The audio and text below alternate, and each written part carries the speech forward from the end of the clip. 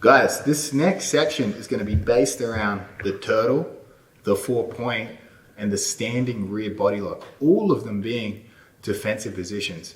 These are positions that your typical jiu-jitsu guy avoids like the plague. They try to avoid this at all costs. They'd rather accept getting their guard passed to a certain extent than turning to turtle. Even though in a competition setting, turning to turtle and taking your chances from there is a much greater option. I'm not going to try to convince you that you guys can all become Eduardo Tellez and turn turtle into an offensive position where you can win exchanges out of there. But you really need to be confident playing from turtle and working from turtle back to a higher position, right?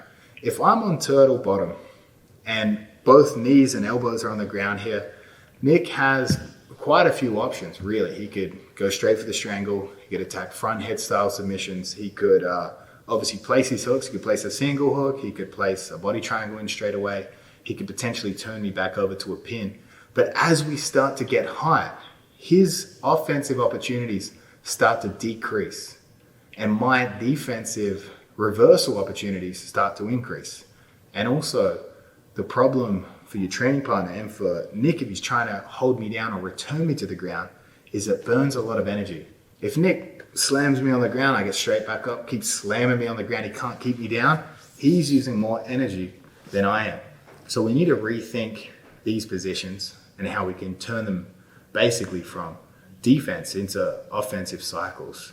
I would say that most jiu-jitsu guys don't have a deep turtle game, because a turtle offensive game, because most of the people they face that they put in turtle, those guys' options really, most of the jiu-jitsu guys will just, when they're in turtle defensively, will try to find a way to safely turn back to their back to a half guard or to a full guard. Very rarely will they try to stand up like wrestlers do, and very rarely will they try offensive movements as they stand up. So I would say a glaring weakness in a jiu-jitsu guy's game is his ability to mat return someone and hold them down from there. And I believe that we can exploit that from a defensive perspective when we are in turtle. And again, the overarching concept from this instructional will be, if we can get up, we want to get up. So I want you to rethink how you play turtle. I want you to believe that you can reverse them out of there. You can make them miss hooks. If you're 4-point, we can shake them off if they try to jump in their hooks. For me, standing 4-point to my knees, my opponent has to take bigger risks from a higher position to immediately get to a submission. If I'm in turtle and Nick throws in 2 hooks, he's got back control. If I'm in a 4-point, he throws in 2 hooks, he either secures those hooks or he falls off the top. And obviously it would be crazy for Nick in a standing rear body lock to try to jump hooks, because he's likely gonna fall off. So as you get up, your opponent becomes further and further away from a strong pinning position and from a submission. So even if you get up and get put back down, don't let that dishearten you, because you forced your opponent or your training partner to burn energy, and you're placing him further and further away from the destination he wants. So what I want you to do with this section is look to give up turtle. Find yourself in turtle much more often. Even if you can start positional sparring rounds in turtle, I want you to start positional sparring rounds in 4-point, positional sparring rounds in a rear body lock, standing rear body lock. Get comfortable from these positions. Some of the guys I train with are so strong defensively from a standing rear body lock, I'm scared to try to mat return them more than they're scared to be mat returned. They can roll to the legs. They can get a whizzer and toss me. They can get that over back grip and toss me. They can roll back through and elevate me. From a 4-point position, they can hit switches. From a turtle, they can find ways to hit over wraps and replace hooks and turn it into a really dynamic position. So I want you to think about throughout this, if you can, in certain positions, say we're in the reverse Z here, and Nick's super, super strong. I'm trying to get up and I can't get up because I'm essentially trying to get up with one hand. Don't be afraid to put 2 hands on the ground. And now Nick has to get up And then from positions like this, we've got leg attacks, we've got the over back grips, we can hit switches and get straight back to the legs here. We need to be able to use the threat of height to create scrambling opportunities. We need to be able to believe in ourselves that if Nick passes my guard here, he's coming in, that I can turn to turtle and defend positions out of here and actually be defensively sound. We need to believe that if an opponent throws in a single hook,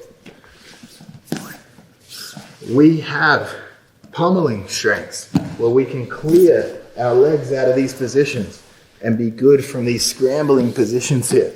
We need to be confident that Nick securing a single hook back control still means he's very far from securing that second hook. We needed to be defensively sound in all these scrambling positions. You're going to find yourself creating opportunities you ordinarily wouldn't have had. You're going to find yourself fatiguing opponents and confusing opponents that in these positions are generally feeling safe. Very few jiu-jitsu gyms around the world practice scrambling out of these spots. But based on where the sport's heading, no-gi and basically wrestling combining, the point structure of ADCC, you need to not only be defensively sound from turtle, but you need to have the ability to frighten opponents, make them uncomfortable from there, and confused at where you're going to go next. And it all builds around your ability to get up and create scrambling opportunities. And you need to have confidence that if they throw a single hook, you can clear it. If they mat return you, you're going to land safely and find good scrambling opportunities.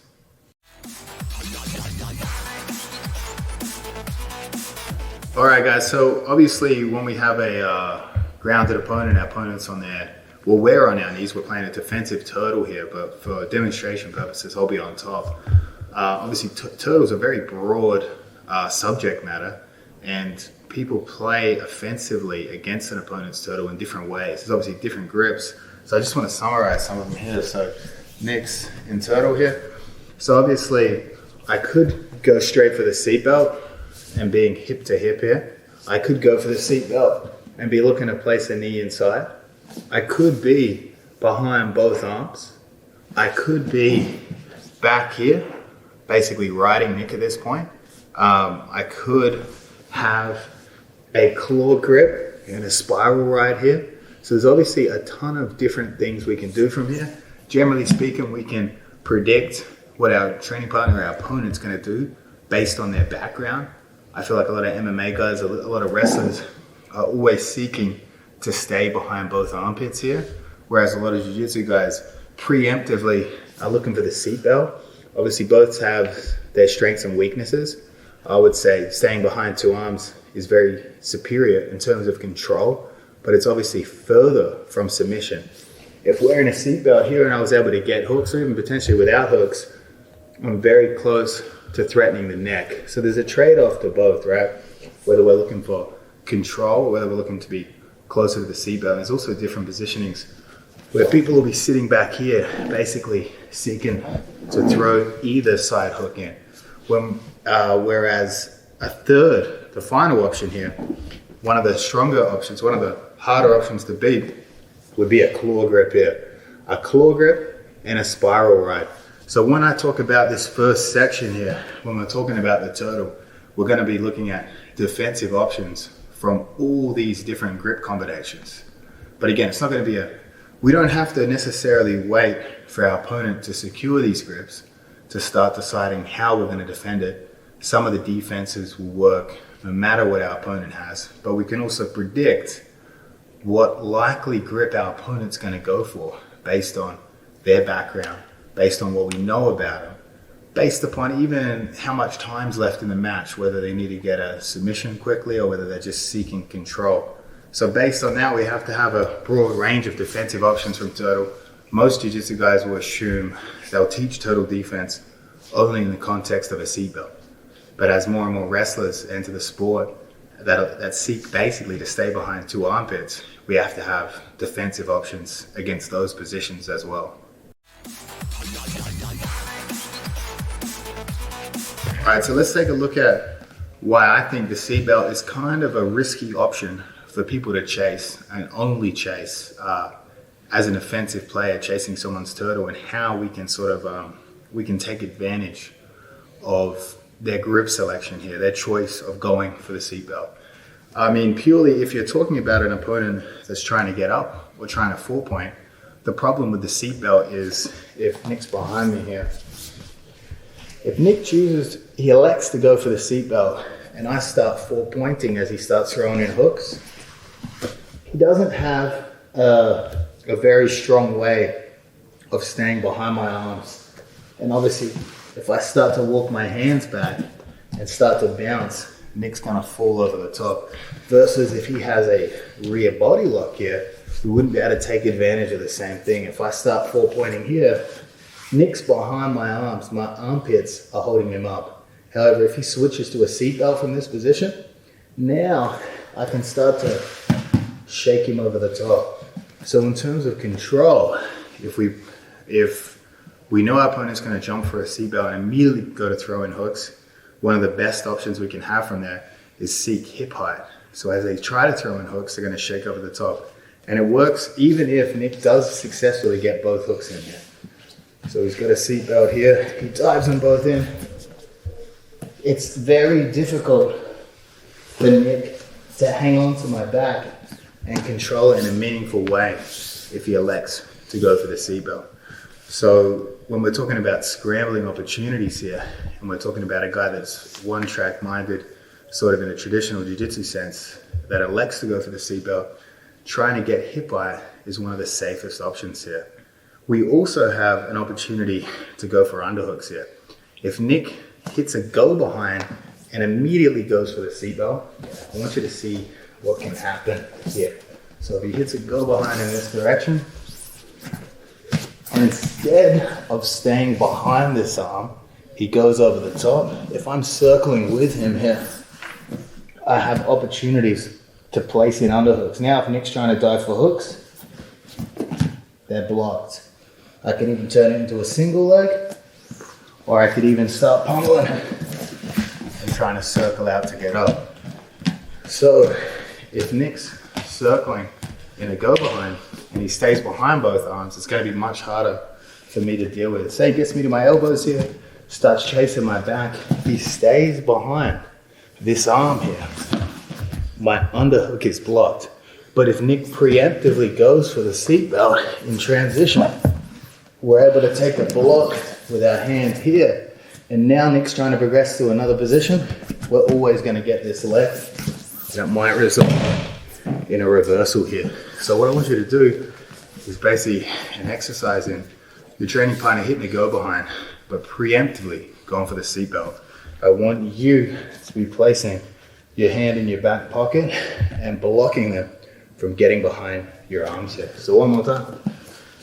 Nick's hitting that go behind here. As long as we keep this arm blocking, Nick might even fall over the top, or if he hangs on well, he's actually just giving me a great single leg opportunity from here. So Nick's safest bet, obviously, which is what wrestlers do, would be to stay behind two arms. So our two opportunities from here, our two vulnerabilities in electing to go for the seatbelt, are getting shaken over the top, and obviously the side that goes around the neck, there's no prevention in the underhook here. And that's how we can take advantage of people preemptively going for the seatbelt. All right, guys, let's take another look at a classic sequence. We sort of covered it from the false half guard section. That was the fat man roll.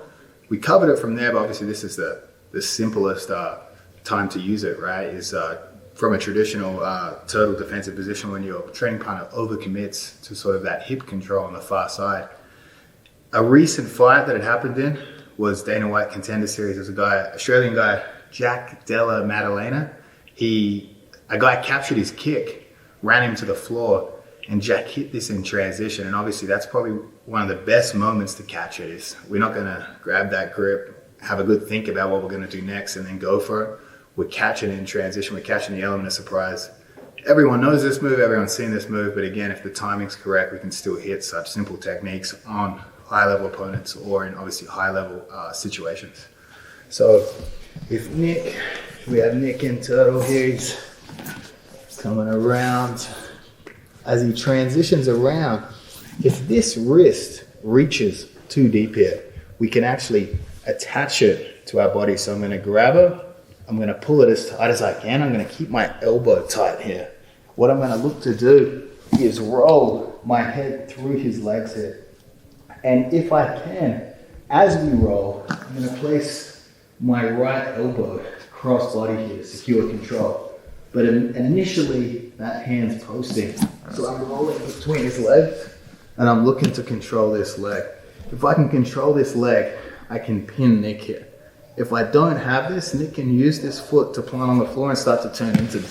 And that causes us problems. But if we can control this leg, now as Nick tries to turn in, very, very difficult. I can lift her, and another layer is obviously this wrist control here. I'm keeping this wrist as long as possible here. If I lose this wrist, Nick can post out on the ground and start to turn into me as well. Start to set up attacks from here. But if we come back, if I control both of these, Nick's trying to move, very difficult. I can start to place two elbows inside and sprawl over the top of him. So again, Nick hits that go behind ramp. He overcommits, and that's when the timing's got to be key. He's overcommitted, and we've caught him overcommitted. We post our hand, I start looking between his legs and rolling over my outside shoulder, immediately controlling this top leg. So now as Nick's trying to move, we've got a good controlled pin here. We can hit our elbows and start to sprawl back. So the way it happened, obviously, in the Jack Maddalena fight was basically, he caught the kick, turned it into a rear body lock, and Nick's obviously trying to run me to the ground here. Caught that wrist and immediately hit it in transition. He didn't land on top. We continued the scramble, but ultimately it saved him from ending up in a bad position. So again, super simple move, but it's the timing of it that makes it so effective. Guys, let's talk about a more difficult position to deal with, more common position today than in traditional jiu-jitsu. And I think, again, that's because jiu-jitsu and wrestling are merging together. And there's basically a concept of when you get behind someone, just like in wrestling, you're trying to stay behind both arms. Obviously, superior control, much easier to control someone, much easier to potentially bring them to a hip instead of their knees. But defensively, it's a different problem to deal with. Basically, just to summarize again, if Nick's behind both my arms here, it's very difficult for me to shake him over the top. If I start getting up, he's behind my arms, so I can't shake him. If we come back down, because he's behind both arms, it's difficult for me to start trying to get a underhook in. Again, if he's got a seatbelt on that side, there's nothing in the way of my right arm. So it's actually quite easy for me to turn this into a more of a offensive position from turtle. But when we're dealing with someone behind both arms here, this poses new problems for us, right? Again, I would say we can be a bit more complacent here because Nick's further away from the strangle. If he was in a seatbelt here, I'd be more defensively focused on the wrist. Whereas if he's behind both arms here, I can sort of start comfortably coming up to two hands here, right? Obviously, I'm going to be carrying his weight, so it's going to be fatiguing for me, but I don't have the same worries. Because again, if Nick had a seatbelt here, he could just strangle me, he could just dive on it. And obviously, going to be tough to finish without hooks, but I can still get finished. So one of the tricks I want to show from here, and it's again something we did from that false half guard position, is an overwrap. A good strategy Nick can do from here is he can slide his right knee into this pocket here, and if he can start to knock me over, that hook, that knee can become a hook, and I'm stuck on my right side here. But there's a certain depth he wants that that knee to be to basically turn it into a hook wrap. It doesn't want to be too deep or too shallow. So what we can do from here, unexpected, they won't expect this, is we take an overwrap.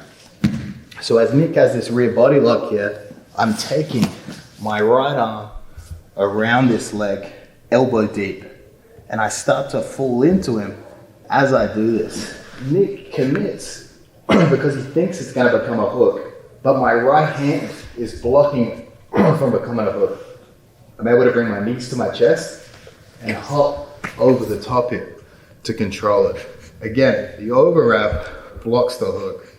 So I'm bringing my hand through so that he can't pummel this hook inside. So it's super simple, but it causes people a ton of problems from here.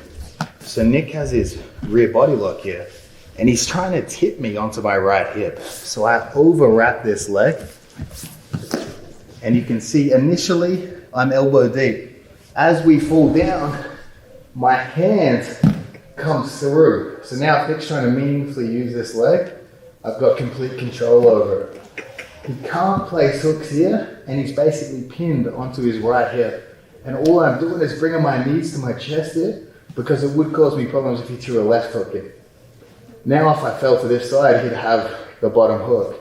So he's focused on the right. Before he can think about switching hooks, my knees are at my chest. Nick's trying to place the left hook in, and we can lift our legs over the top and end up in an advantageous position.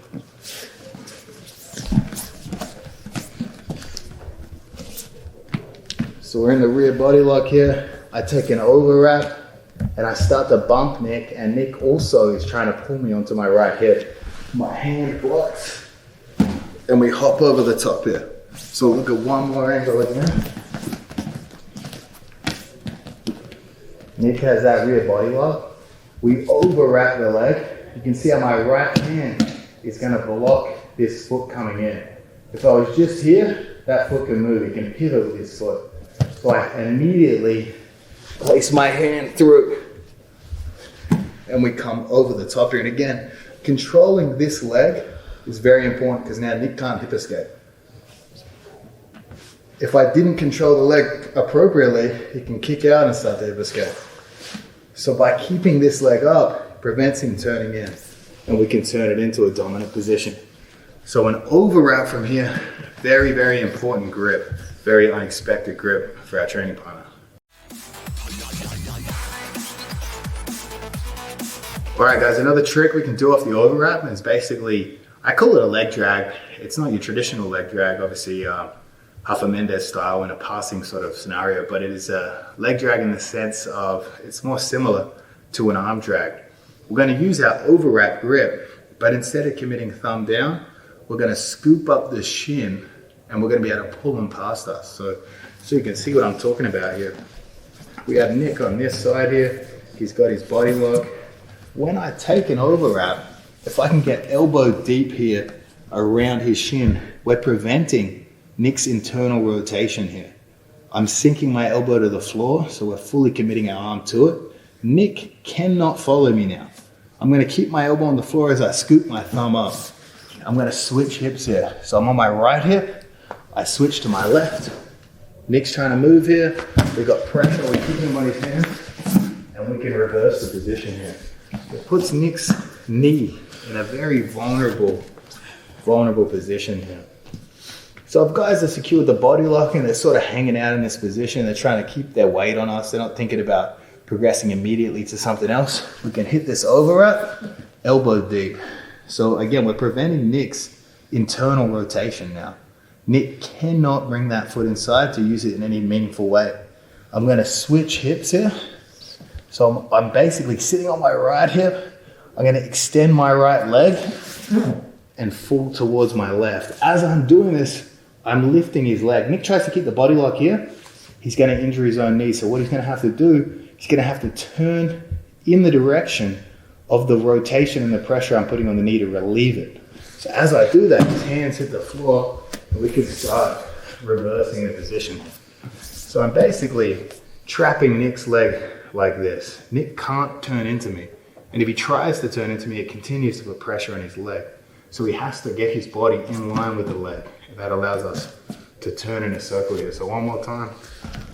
I'll do it in a bit more of a realistic speed here. So if any of my opponents or training partners are getting lazy out of here, controlling that ankle, I'll be reversing here. So obviously, it looks like a very sneaky move, but it's surprisingly high percentage, so long as we get our elbow wedged to the floor. If the elbow is wedged to the floor, they cannot pivot on that knee. So guys, we can use the overwrap to create submission opportunities as well. So obviously we don't just need to use it to go for the sweep, we can use it to engage leg attacks. And the beauty of it is because we're controlling one leg, and as we invert, we're going to attack the other leg, we ultimately land with double leg control for whether you go for a heel hook or whether you go for a knee bar. My preference from here would be to go for the knee bar because we can actually reinforce it with that second leg. We're in the perfect position to do it. So Nick's got his rear body lock here, he's staying behind the arms. I'm grabbing that overwrap. I'm gonna start to roll to a hip. I get Nick to a hip here, and you can see my legs are floating in transition here. So again, I'm keeping my knees to my chest just in case he's super flexible and he wants to throw that. And what I'm gonna do is I'm gonna open my legs up to catch this leg here. So I open my legs, reach through to secure behind the knee. What we can now do is, if you pay attention to my right hand here, it's gonna slide down to Nick's ankle and I'm gonna cross my feet. I'm gonna bring my left hand inside of Nick's legs and I'm gonna place his right foot underneath my left knee. And now when we cross our feet, we have a perfect knee bar. The knee bar's in the top hip and he can't rotate because his secondary leg's trapped. What we do to create the finish here is I want to create a full extension and I want to reinforce my arm against my hip. I'm pinching my elbow super tight. I'm crossing my feet like closed guard, not a body triangle. This gives us better extension on the knee bar. I pull my feet to my butt and I start to hip in and we get the tap. So you can see Nick will tap about here, but if you can see the range of motion we have to complete the submission. So we'll look at it from a few different angles here. So we got our overwrap. I knock Nick down, I keep my knees to my chest. I grab that leg and we start to cross our feet. I bring my left arm through immediately, and we do have a bit of wiggle room here because again, my right hand is controlling his second leg, so he doesn't have a good range of options to explode out of here. I bring my left arm through and I slide my right hand down to the ankle. I pass that under my left knee and we cross our feet here. To get that finish again, we reinforce. We bring our armpit high to the back of the Achilles and control our hip here. We cross our feet like closed guard, bring our feet to our butt. We can start the hip in. Look at another angle.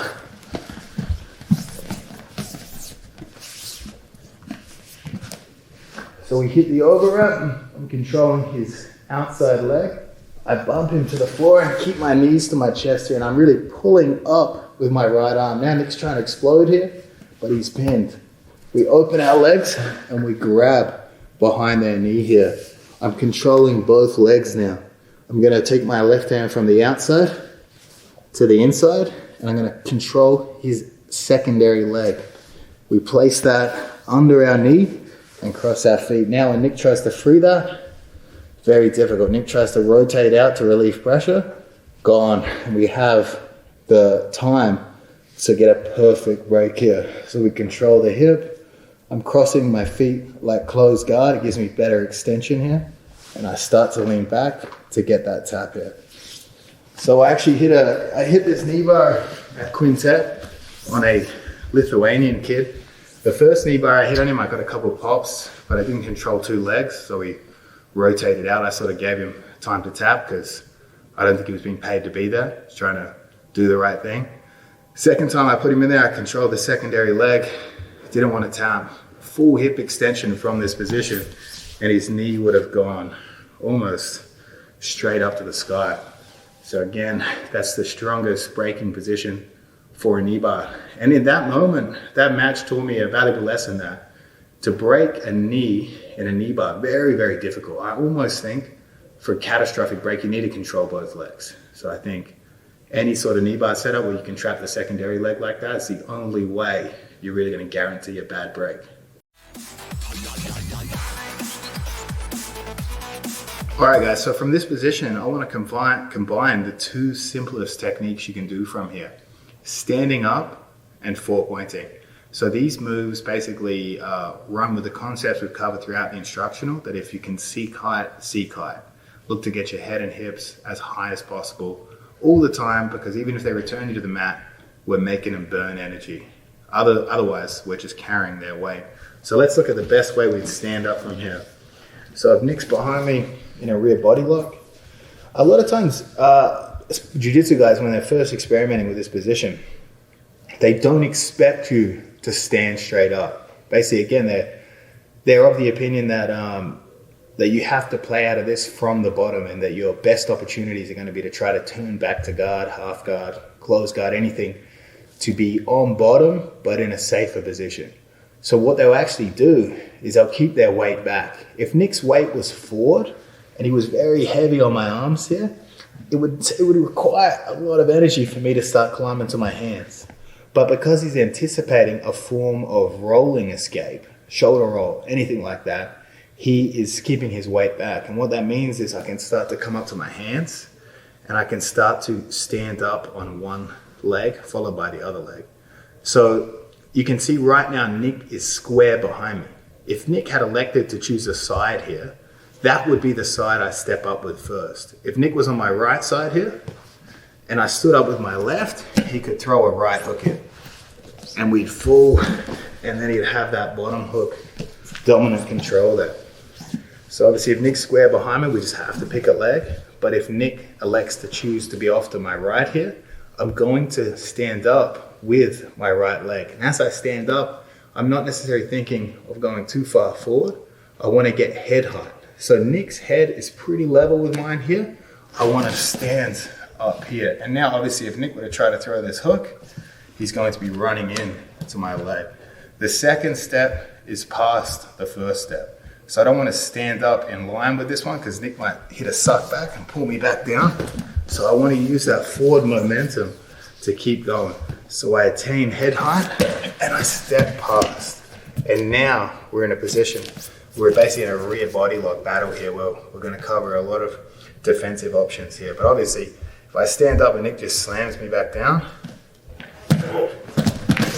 we're making him burn energy. And in these transitions, we have the potential to start scrambling or looking for submissions. So again, one of your best bets is something that's not going to consistently work against the same opponents, because obviously if I keep standing up on Nick's going to make that little adjustment here where he's going to keep weight more forward into my upper body here.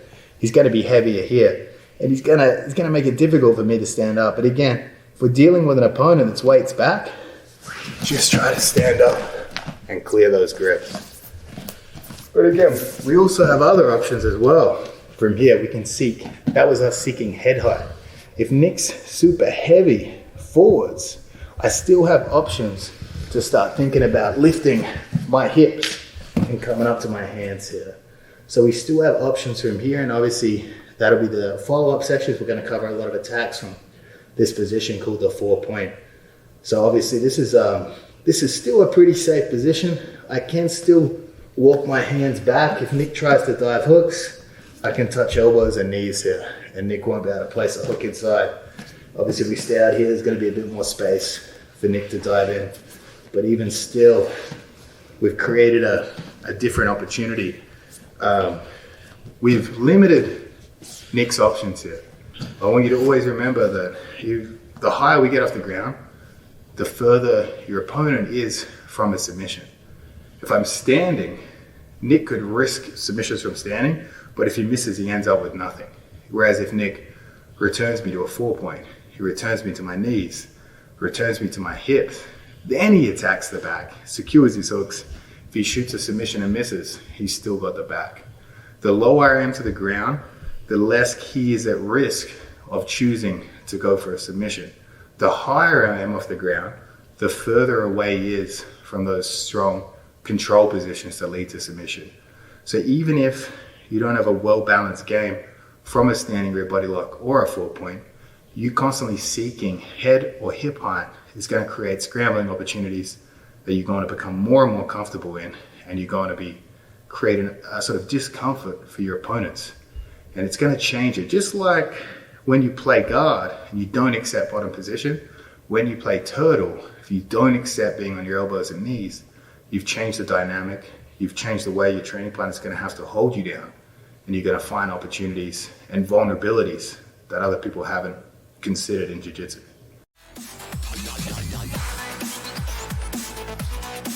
All right, guys, let's talk about when our opponent's squarely behind us. There's a little trick we can do. It's sort of like a magic hook. Sadly, not the third hook, but it's going to help us sort of prevent our training partners or opponents securing hooks or inside knee position.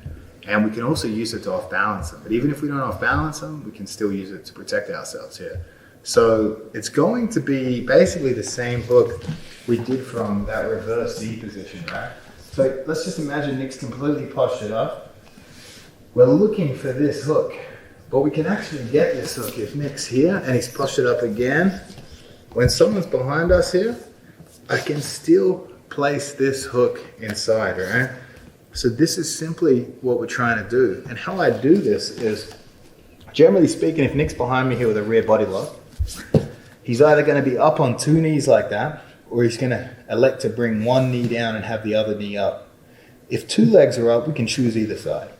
If one leg's down, we're going for the leg that's up. So just for the sake of the camera, if Nick switches legs here, I'm going to try to place my hook inside this leg.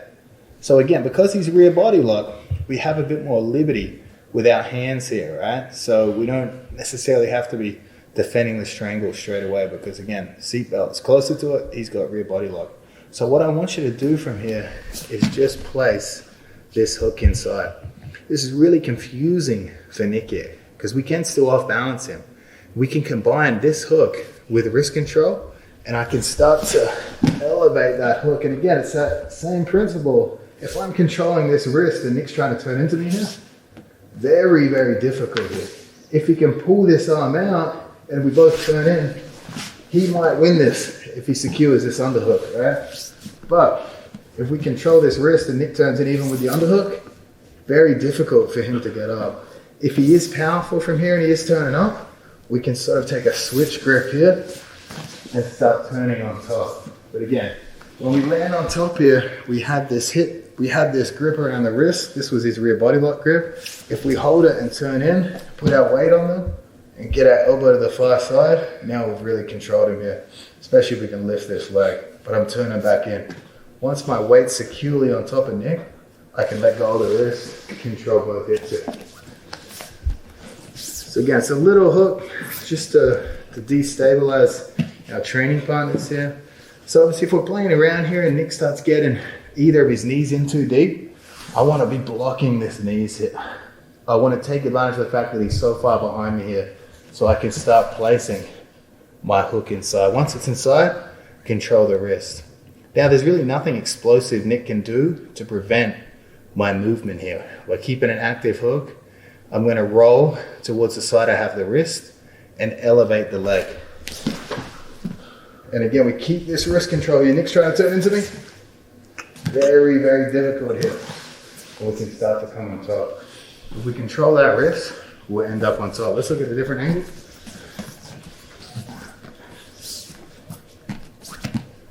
Rear body lock, we control the wrist and we get our hook. As long as I control this wrist when Nick tries to turn in, very, very difficult here. And we can pin him. So again, just a little tricky hook. You can throw it in and it's really going to confuse your training partners. They're not going to know how to place their hook while keeping their balance. It's going to mess with them. It's going to make them want to elect to be on either side of you rather than squarely behind you.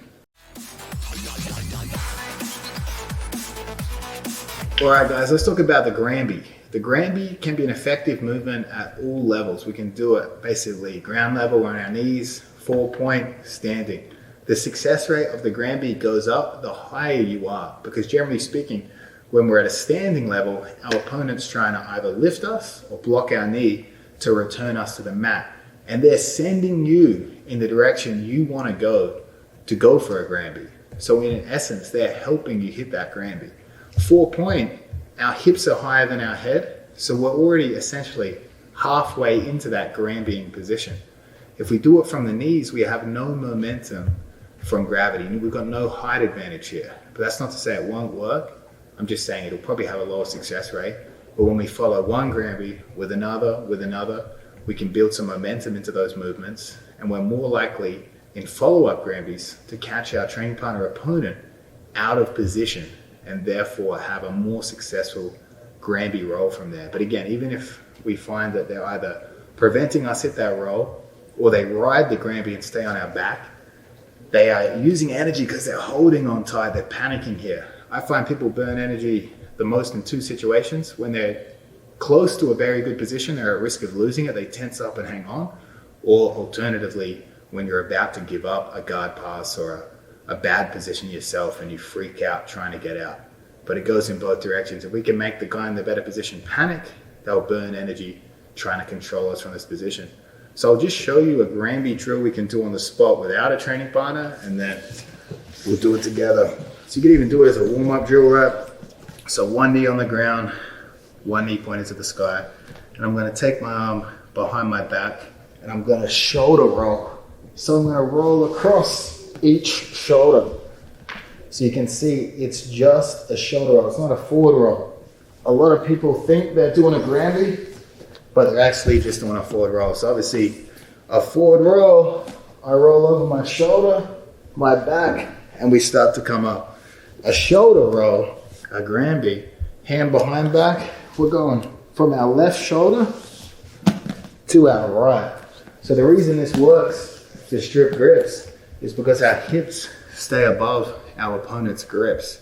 And as we transfer from one side to another, it can force them to face plant their head into the ground, or if they tuck it and roll, they're stuck hanging on. So if Nick's behind me here, let's say he's got a body lock here, what I want to do for this Granby is step up on my outside leg. And you can see I subtly start to turn into Nick here. I'm going to place my right hand, my inside hand, behind my leg, in between me and my training partner. I roll from one shoulder to another, and my hips stay high, and it's difficult for Nick to stay attached to me here. So go from side to side here. Nick's got this rib body lock. I'm on my hands. I create an angle and I roll through. Nick's going to stay attached to me here and ride this Granby. Still up. I have to create that angle again. Hand inside. Nick's tracking me here, but you see his grip's loosening.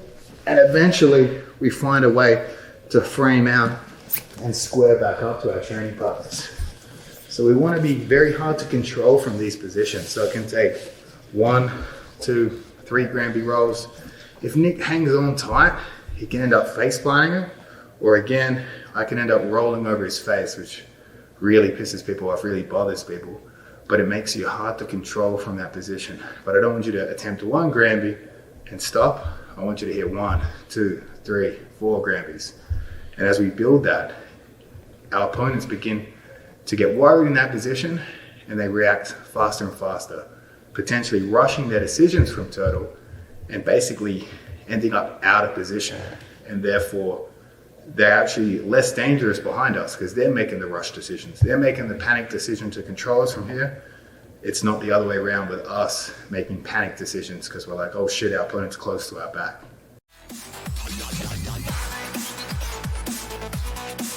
All right, guys, so obviously we're focusing on this ground level defense from turtle here. A problematic grip for us is the claw combined with basically that spiral ride of the far hip. This is a really problematic grip for us. It's a really, I would say, the most superior control they could have from here, and it can negate some of our other attacks because the claw grip means that we can never, when our arm's trapped here, we can never pummel over the head. So in scrambles, we never end up basically taking advantage of that height position to get on top of people.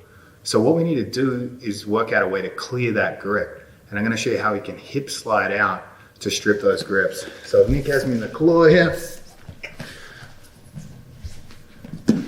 Again, why this grip is so problematic for us, because it's very hard for us to get any reach back here. And when Nick starts to slide his hooks in and falls down, he has this control here that completely negates my right arm. Even if he doesn't get the hooks here, but he has this claw grip, he can stay behind me so well here. Whereas if he had a different grip, he had the seatbelt here, If we connected his hands here, we have a better ability to start coming on top and turning into it. But the claw grip completely isolates that inside arm. Very difficult for us to scramble out here. It's just a superior control. So whenever someone locks up a claw grip on me, whenever Nick gets this grip here, I don't want to concede down to this hip because again, my arm is trapped. I want to start to slide out to apply pressure on this grip. But again, we don't want to stay here too long. So I'm trying to circle and make him chase me here. Another problem with the claw grip is if I try to stand up from here and Nick pulls me back, very, very good control. So again, we need to clear this by moving away from it. So we need to apply pressure to these grips. So we stand up with our outside leg, I knee slide away. But again, I don't want to hang out here too long because we've left a lot of space here for Nick to take advantage of. So the second you feel this grip strip, you want to start to circle and if we can, square back up to him. So one more time here. Nick secures his claw grip and he's got that thigh pry spiral ride here. So I'm standing up on the side of the spiral ride, knee sliding out, and that's how we're going to strip that grip and create a position where we can basically have some form of mutual scramble there. If he's trying to commit too hard to the grip, he's not going to easily change his attack process. But obviously we have to be prepared that if he feels that grip stripping, we have to move quickly so that he can't re-secure another strong position on us. All right, guys, let's talk about, we're going to cover if we're in turtle and our opponent gets a single hook, right? So we're not going to go into extensive detail in this instructional about if they get two hooks, if they get us on our back, on a hip, they basically get a body triangle. We're not going into those sort of details, but obviously I'm telling you to turtle more, and obviously in the process of turtling more, guys are going to get single hooks. Realistically, most people are going to take a single hook before getting the second hook, or most people are going to take a single hook and then start to work to secure a body triangle, right? But again, the most common scenario is you turn away, they get a single hook, and what happens is we end up in a scenario where Nick's got a seatbelt on me and he's got a single hook from these positions here, right? So this is a situation that comes up a ton. Obviously, it's a very risky position here. In terms of point scoring, obviously he hasn't got a second hook. He's not scoring any points here. And I don't want you to be as worried about this position as I guess a lot of people are today. There are guys I train with like Nick Ortiz that you get a single hook, you're still very far from a point scoring position. There's still huge battles that have to take place here. I want you to be very, very good and very confident if we end up in this position. So Nick has a seatbelt, but what we're about to do next will work very well even if he has a power half from here.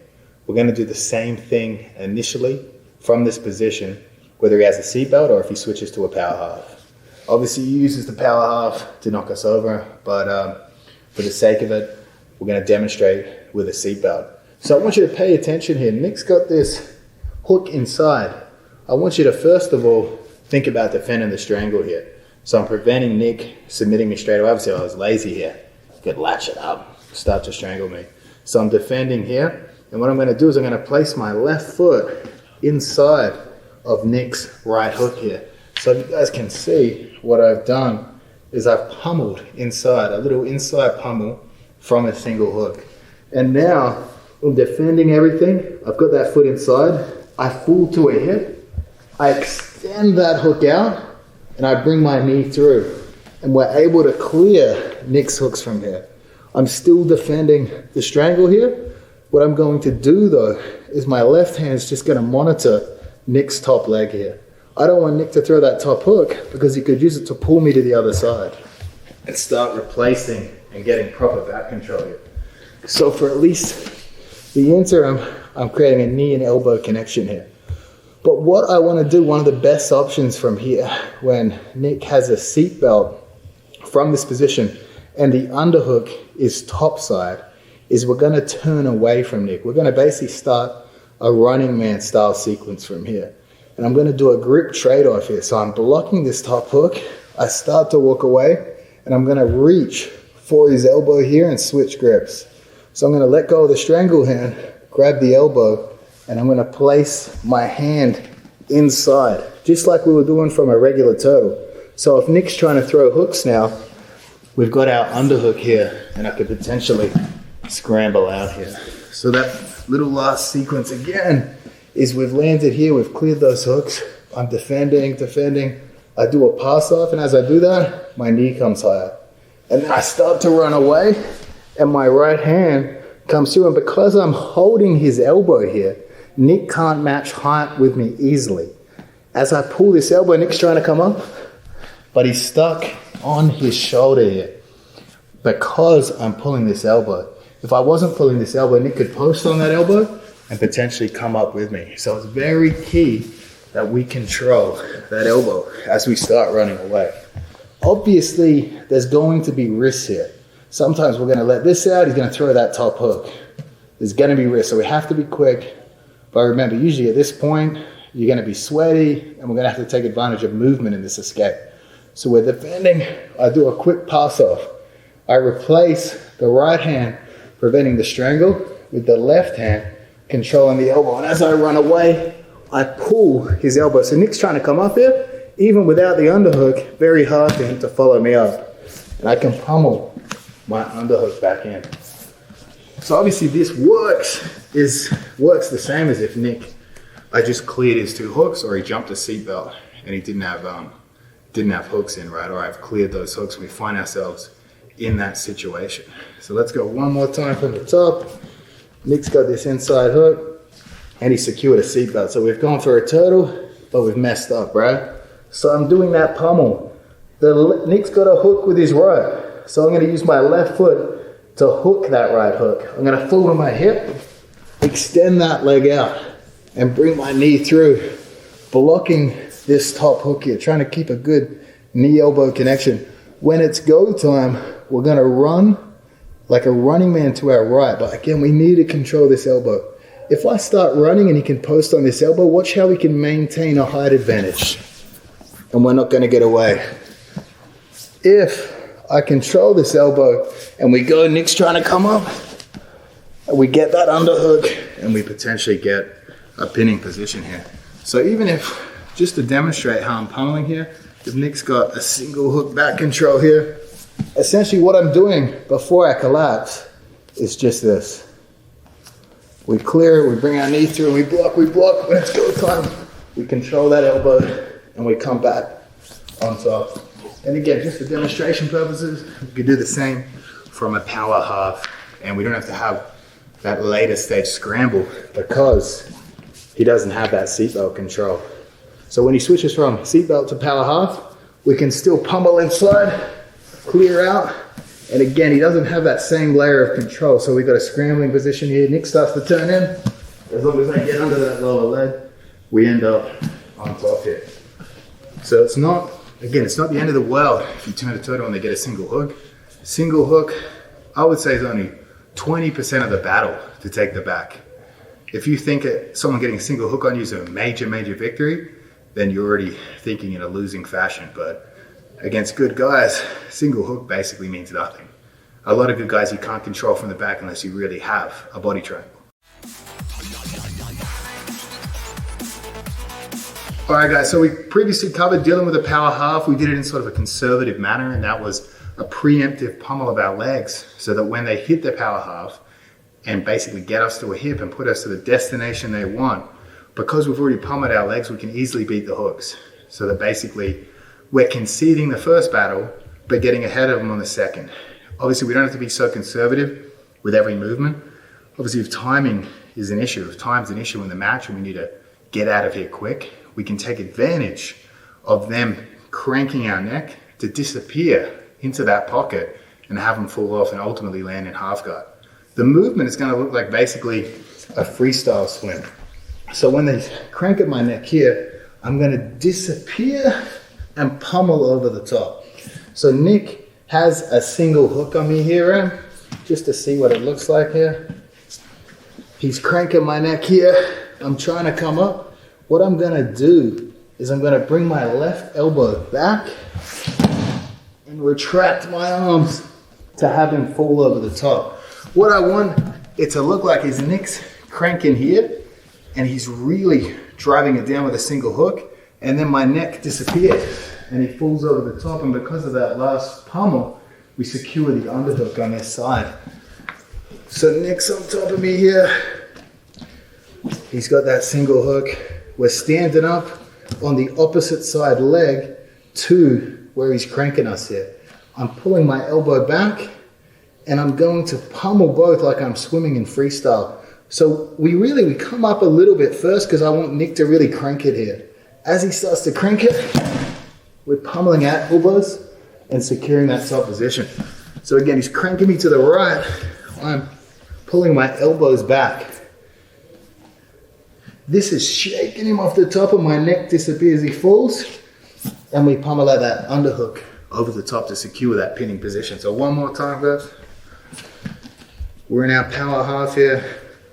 Nick's really being a prick, and he's cranking him. So we make our neck disappear by turning and pulling our elbows back, and you see him fall over the top, and we can secure the pinning position. So again, the story behind this movement is, on the Ultimate Fighter, I was training with Frank Hickman. He's a wrestling coach from Thailand. He's the wrestling coach for City Kickboxing, wrestling coach for Alex Volkanovski. He hit this on me 3 times, and I thought I better pay attention to how he's doing it. And it's been a very, very effective movement ever since. Guys, so we briefly touched on dealing with single hook seatbelts. And again, you can do it with the power half too, is that conservative option of beating the bottom hook. I just want to do a brief summary of which directions we go from where, depending on whether they have the top side seatbelt or the bottom side seatbelt. So let's say Nick has my back here, and again, we're not doing a back escape instructional, but say he has a single hook, and he has either a seatbelt here or a seatbelt on the other side, right? And let's say we beat these hooks. So basically the situation is we've cleared hooks, and he's got a seatbelt. And again, the 2 options for seatbelt were underhook side on bottom or underhook side on top. So if Nick alternates between the 2, so obviously there's 2 situations where we could end up with a seatbelt, but we don't having to worry about hooks. So just like I was saying previously, when we're dealing with the strangle hand on bottom here, we have to defend, we have to secure the elbow, and we have to start running away. Obviously we're dealing with the hooks as well, and as long as we control this elbow, if Nick tries to follow me, he can't get up easily, and we can secure the top position.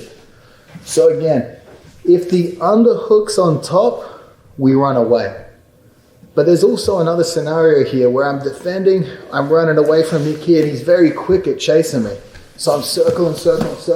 Sometimes I can actually hop over the top of Nick here and end up on top. So again, when we're dealing with someone that we can't seem to get away from here, I want you to block these hooks, spring your hips up first, and jump over the top. And remember, as long as you control this top leg, Nick tries to turn into me here, very, very difficult, and we can use this to secure top position.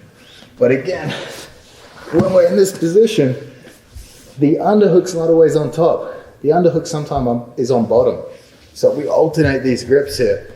Now it wouldn't be a good idea for me to turn and run because this underhook's blocking me here. So when the underhook is on bottom, we don't turn and run, we turn in. And the way I'm going to do that is to control the underhook hand. I'm obviously still got this arm here to prevent Nick throwing hooks. It's really only a threat of the top hook. I'm on the ground. Nick can't place the bottom hook. If I lift my hips, he can. But obviously, we wouldn't be that stupid, you'd hope. So again, we're dealing with the top. If the underhook's on bottom, we can't turn and run, we turn and face. So we control this bottom wrist. Nick's trying to chase my back here. I get that elbow cross body here. And I start to walk my hips towards the head to clear these grips. So he's got the seat belt and he's got the underhook on bottom. So we want to control the wrist. We want to control the wrist of the bottom hand. It pins him here in a way that he can't turn to face us easily. I'm blocking the top hook because I don't want him to get this top hook over the top here. Nick throws this one in. we could have some problems here. So we're blocking it. What I want you to do is walk your hips back and place weight on top of them here. If Nick's trying to turn in to face me here, so long as I control this wrist, I can get my elbow to the far side hip. Nick's trying to attack me from here, I just walk my hips back until we can control both sides of the hips. So again, the two scenarios, out of this position, underhook on bottom, we turn in. Underhook on top, we do that pass off where we control the wrist, we control the elbow, and we come on top by running away. So those two situations where someone secured a seatbelt, but we've beaten their hooks, or perhaps they took a seatbelt and didn't secure any hooks. When the underhook's on bottom, we turn in. When the underhook's on top, we turn away. So those would be your two options. But also, it's one of those things, it's a drill I want you guys to practice, because a lot of people think if a guy gets a seatbelt and a single hook, they're like, fuck, the match is basically over.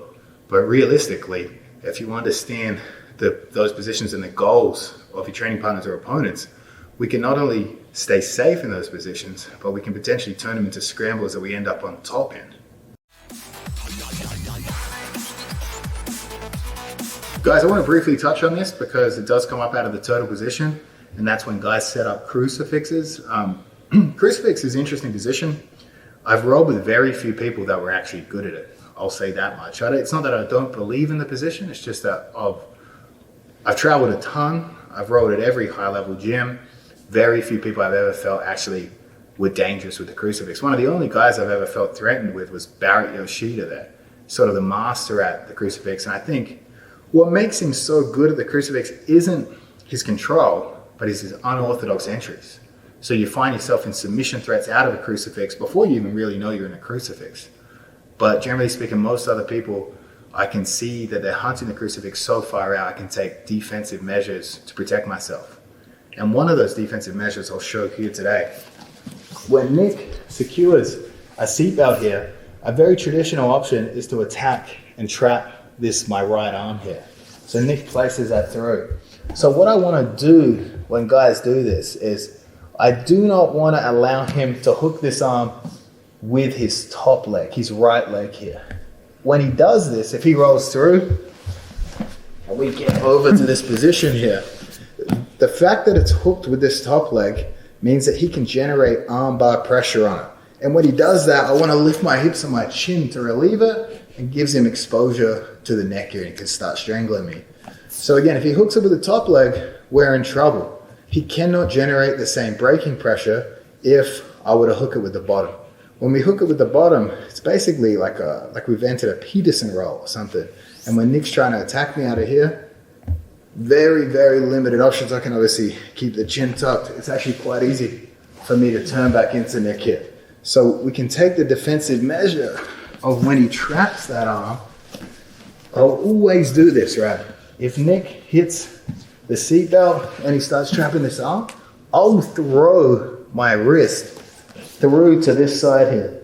If you guys can pay attention to what I've done, when he's trapped the arm, I'm throwing it inside. I'm bringing that hand back to me. So now when Nick goes to roll me through, I can lift this leg, and when Nick's trying to attack me from here, any sort of submission threats, I feel very, very safe. We can start to work our way out, whether that be starting to turn in, because again, we can turn in because there's no armbar threat.